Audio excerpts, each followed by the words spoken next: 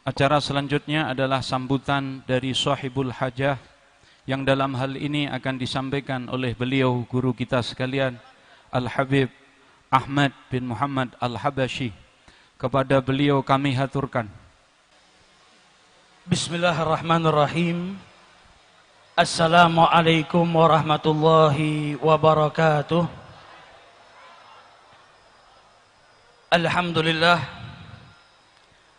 Alhamdulillahilladzi hadana lihadza wa ma kunna linahtadiya laula an hadanallah.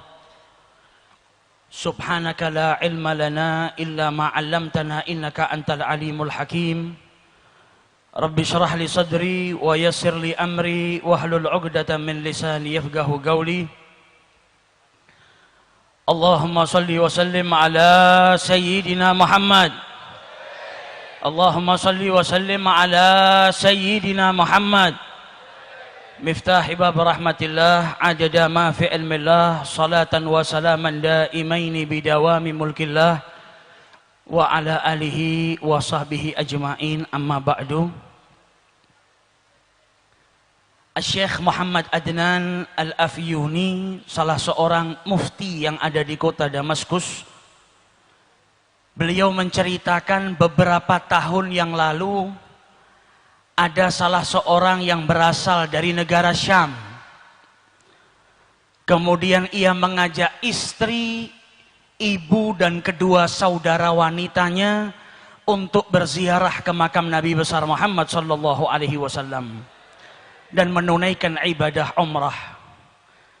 Sesampainya di Madinah Al-Munawwarah, maka lelaki yang membawa 4 orang wanita kerabatnya itu kehilangan tasnya, di mana di dalam tas tersebut terdapat bekalnya, uangnya untuk hidup selama beberapa hari di kotanya Nabi besar Muhammad sallallahu alaihi wasallam.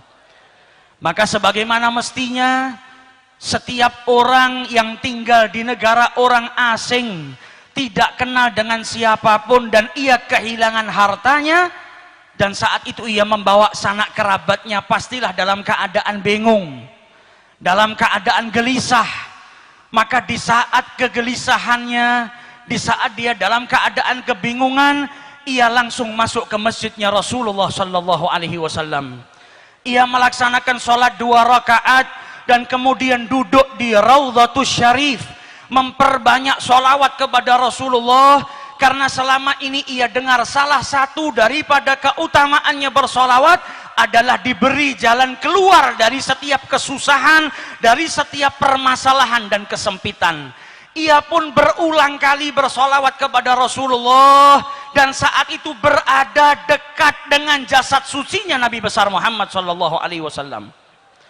Sambil keletihan dan kegelisahan yang terus berkecamuk dalam dirinya, ia pun akhirnya tertidur sesaat. Di dalam tidurnya ia ditakdirkan oleh Allah bermimpi dengan junjungan Nabi besar Muhammad sallallahu alaihi wasallam. Sholawat yang dihaturkan dari lisan dan juga dari lubuk hati yang paling dalam, dari hati seseorang yang cintanya kepada Rasulullah sallallahu alaihi wasallam, dari keyakinan bahwa sholawat yang ia baca akan memberikan jalan keluar dari setiap permasalahan, menjadikannya malam itu ia bermimpi dengan Rasulullah sallallahu alaihi wasallam. Dan Nabi bersabda dalam hadisnya, man ra'ani faqad ra'ani, siapa yang melihatku maka sesungguhnya ia melihat aku. Man ra'ani fil manam faqad ra'ani, siapa yang mimpi berjumpa denganku sesungguhnya ia benar-benar mimpi berjumpa denganku. Innamas syaitan la yatamatsalu fi surati, karena syaitan itu tidak mampu menyerupai Rasulullah sallallahu alaihi wasallam. Di dalam mimpinya Rasulullah berkata kepada lelaki tersebut, pergilah engkau ke pintu Masjid Nabawi nomor sekian, maka engkau akan dapati seorang penjaga pintu yang bernama Utsman. Maka katakan kepada Utsman, inna Rasulullah yugri'uka salam. Sampaikan kepada Utsman kalau Nabi Muhammad mengucapkan salam kepadanya. Dan katakan setiap hari solawat yang ia baca sebanyak 1000 kali sampai kepadaku. Dan mintalah Utsman untuk menolong dirimu yang saat ini kesusahan. Bangun daripada tidurnya, ia merasakan kebahagiaan yang luar biasa. Karena saat itu ia dapat memandang wajah suci Nabi besar Muhammad SAW. Seseorang yang dari rumahnya, dari negaranya yang jauh, ia habiskan bekalnya, hartanya, waktunya, uangnya untuk berziarah ke orang yang paling ia cintai, dan sesampainya di sana ia ditakdirkan untuk berjumpa dengan Nabi besar Muhammad SAW. Ia pun pergi ke pintu yang ditunjuk oleh Rasulullah. Sesampainya dia di sana, dia bertanya kepada para penjaga kota Madinah, "Afikum Utsman? Adakah di antara kalian yang bernama Utsman?" Maka salah seorang daripada mereka berkata, "Hadza Utsman." Itu Utsman yang kau cari. Maka ia pun mendatangi Utsman seraya berkata, "Inna Rasulullah yugri'uka salam." Nabi ngucap salam kepadamu. Dengan bukti kalau Nabi itu mengetahui solawat yang kau baca setiap hari sebanyak 1000 kali. Kenalkan, namaku adalah Abu Adib. Aku datang bersama 4 orang wanita daripada keluargaku. Hartaku kecurian dan Nabi minta engkau membantuku saat ini. Maka si Utsman berkata, "Ini ucapan gak pantas kita bicara di sini. Mari masuk ke dalam kantor saya." Sampai di dalam kantornya ditanya, "Ma qissatak? Bagaimana ceritamu ini kok bisa sampai ke sini? Apa yang kau alami?" Diulang lagi ceritanya. "Rasulullah menitipkan salam kepadamu. Namaku Abu Adib. Aku kehilangan harta." Maka Utsman berkata, "Ini cerita nggak pantas diceritakan di sini. Ikut saya naik mobil ke rumah saya." Di mobil ditanya, "Bagaimana ceritamu?" Maka dijawab, "Aku Abu Adib. Aku datang ke sini dengan saudaraku, dengan ibuku, dengan kerabatku. Uangku hilang. Aku mimpi berjumpa dengan Rasulullah. Ia menitipkan salam kepadamu." Sampai di rumahnya duduk, ditanya kembali, diceritakan kembali. Kata Utsman, "Kalau begitu kita makan terlebih dahulu." Selesai makan ditanya, "Bagaimana ceritanya?" Diulang lagi ceritanya. Setelah itu ditanya lagi, "Bagaimana ceritamu?" Maka Abu Adib pun berkata, "Saya tidak akan menceritakannya lagi kepadamu. Sudah 10 kali saya ulang-ulang cerita ini. Kalau kau percaya, bantulah saya. Kalau engkau tidak percaya, maka izinkan saya pergi dari tempat ini." Maka dijawab oleh Utsman, "Laqad saddaqtuk min marratil ula." Saya sudah percaya dengan ceritamu dari pertama engkau bercerita kepada saya. "La ya'lamu ahadan inni usalli alaihi alfa marrah kulli yaum illa alladhi akhbaraka bidzalik." Karena tidak satu pun dari manusia ada yang tahu kalau saya bersolawat kepada Nabi Muhammad setiap hari 1000 kali, kecuali yang mengabarkan hal tersebut kepadamu, yaitu Nabi besar Muhammad SAW. Akan tetapi saya berulang kali bertanya kepadamu bagaimana ceritanya, karena saya merasa bahagia ketika mendengar Nabi Muhammad mengirimkan salam kepadamu. Dan saya ingin kalimat itu terus diulang-ulang, didengarkan di telinga saya. Kebahagiaan yang luar biasa ketika saya setiap hari bersolawat dan salam kepada beliau. Tiba-tiba saya mendapatkan keberkahan, Nabi Muhammad mengirimkan salam kepadamu. Saya bertanya berulang kali bukan karena tidak percaya, tapi telinga ini ingin terus mendengar nama Nabi Muhammad SAW, dan telinga ini terus ingin mendengar kalau Nabi Muhammad mengutarakan salamnya kepadaku. "Ambil apa yang kau inginkan. Berapa hartamu yang hilang aku ganti, karena aku memiliki kebahagiaan yang tiada tara, yaitu dengan mendapatkan salam dari Nabi besar Muhammad SAW." Malam hari ini kita yang datang ke majelis ini, dan adanya majelis Az-Zahir atau majelis-majelis sholawat yang lain, tak lain ingin mengajak kita bersama-sama untuk menambahkan rasa cinta kita kepada Rasulullah SAW. Kita ingin seperti Utsman, ketika mendengar nama Rasulullah, hatinya bahagia, bergetar. Kita ingin mencintai sesuatu yang mana jikalau sesuatu itu dihadapkan di depan kita dan didengarkan di telinga kita, maka kita mendapatkan kebahagiaan yang luar biasa, sebagaimana kebahagiaan yang didapatkan oleh para pendahulu kita ketika mendengar nama Rasulullah SAW. Bukan hanya kebahagiaan yang mereka dapat, tapi tak sedikit dari mereka yang detik itu juga minta dicabut nyawanya oleh Allah Subhanahu wa Ta'ala karena kerinduan yang mendalam kepada Nabi besar Muhammad SAW. Maulid yang kita baca ini Hampir setiap malam kalau kita hadir majelis Az-Zahir, dibacakan Maulid Simtud Durar, ditulis oleh Al-Imam Al-Habib Ali bin Muhammad Al-Habashi, tashwigan lis-sami'in. Kita diajak baca sejarah Maulid Nabi, kita diajak menyandungkan gosidah, pujian-pujian kepada Rasulullah, agar apa? Setiap hati umatnya ini merasa rindu ketika nama nabinya disebutkan. Kalau kita belum merasa rindu, belum merasa bahagia ketika Nabi Muhammad namanya disebutkan di hadapan kita, itu tandanya cinta kita masih lemah. Karena ketika kita mencintai harta, di saat kita kesusahan kayak apapun, kita mendapatkan harta yang berlimpah, maka kesedihan, kesusahan, bahkan penyakit sekalipun akan hilang dengan sesaat. Karena kita dapat uang yang banyak. Ini manfaatnya kalau kita cinta kepada sesuatu, maka sesuatu itu bisa memberikan kebahagiaan kepada kita. Kalau kita cinta dengan Nabi Muhammad, cinta dengan Allah, cinta dengan zikir, cinta dengan sholawat, maka di saat kita susah, kita nggak perlu pergi jauh, mencari suasana baru untuk menenangkan diri kita dan batin kita.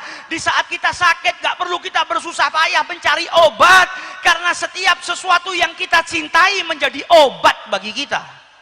Bahkan Nabi Muhammad di saat duduk dengan para sahabatnya, kalau mau bahagia karena beliau cinta dengan sholat, maka beliau berkata kepada Bilal, arihna ya Bilal, kumandangkan azan, bahagiakan kita dengan melaksanakan sholat. Datang waktu sholat menjadikan Nabi bahagia. Begitu juga dengan para ulama, bukan hanya kepada Nabi Muhammad, kepada gurunya saja mereka mendapatkan ketenangan. Al-Habib Ali bin Muhammad Al-Habsyi, penyusun maulid ini, kalau sudah sakit yang luar biasa, dia panggil putranya yang bernama Muhammad. Wahai Muhammad putraku, bawakan cerita guruku Al-Imam Abdullah bin Husain bin Tahir. Ketika dibawakan kisah gurunya Al-Imam Abdullah bin Husain bin Tahir, maka seketika itu juga sakitnya hilang, kegelisahannya hilang, kegundahannya hilang. Karena dibawakan kisah orang yang dia cintai, yaitu gurunya. Apalagi dengan manusia yang paling mulia, yaitu junjungan Nabi besar Muhammad sallallahu alaihi wasallam. Sallu ala Nabi. Bahkan Al-Habib Ali meniru Rasulullah. Kalau sedang sakit, beliau sampai punya syair. Gulu Ali bin Muhammad Rabbana gad syafah, Ali idza gad marat shifahu fi'lus shalah. Beliau memotivasi dirinya sendiri. Katakan kepada Ali, beliau yang mengutarakan, Ali kalau sudah sakit, maka penawarnya atau obatnya hanyalah sholat. Ketika sudah sholat, maka seluruh penyakit itu hilang. Kita belajar di majelis ini bagaimana mencintai Nabi Muhammad dengan sekuat tenaga kita. Penuhi hati kita dengan mahabbah kepada Rasulullah. Maka di saat kita kesusahan, di saat kita kesumpekan, gelisah datang kepada kita, mendengar namanya Nabi Muhammad SAW, maka kegelisahan, kegundahan, kesempitan, apapun yang terjadi pada kita akan hilang, berubah menjadi bahagia karena Nabi besar Muhammad SAW. Khususnya di akhir-akhir ini kita disibukkan dengan pembicaraan politik. Kita masuk tempat manapun orang berbicara politik. Satu orang mengidolakan tokohnya, yang lain mengidolakan pilihannya. Tidak apa-apa saling mengidolakan. Tidak apa-apa saling menyampaikan misi dan visi calon pemimpinnya. Yang dilarang adalah ketika mendewakan pemimpinnya. Yang tidak sepaham dengan dia, yang tidak memilih pemimpinnya, dikafirkan, dijauhi, dianggap sesat, ini yang salah. Dan majelis Az-Zahir didirikan, kita punya misi, kita punya visi. Majelis yang sederhana ini, kita di sini menjadi pembantunya Rasulullah, dan kita berjanji di saat orang ramai berkampanye, kita akan mengkampanyekan Rasulullah Sallallahu Alaihi Wasallam. Di setiap tempat kita akan kampanyekan kembali akhlak sang Nabi. Kita akan kenalkan kepada khalayak sebagaimana mereka mengenalkan calon pemimpin mereka, kita akan kenalkan kepada mereka pemimpin dunia wal akhirah, yaitu Nabi besar Muhammad sallallahu alaihi wasallam.